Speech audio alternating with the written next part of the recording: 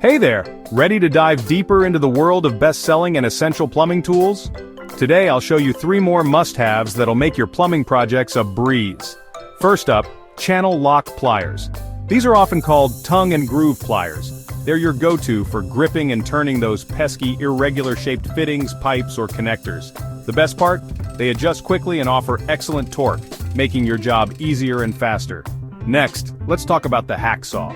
Lightweight and versatile, this handsaw is perfect for cutting through metal or plastic pipes, nuts, bolts, and screws. It's a must-have for any plumber's toolkit, ensuring you can make quick adjustments on the fly. And don't forget the humble plumber's tape, also known as Teflon tape. This little roll of magic is essential for sealing threaded pipe joints. Just wrap it around the threads to prevent leaks and ensure a snug fit. Trust me, it's a small tool with a big impact. So there you have it. Channel lock pliers, a hacksaw, and plumber's tape. Simple tools that pack a punch, helping you get your plumbing jobs done right, with less effort and fewer leaks. Thanks for watching and happy plumbing.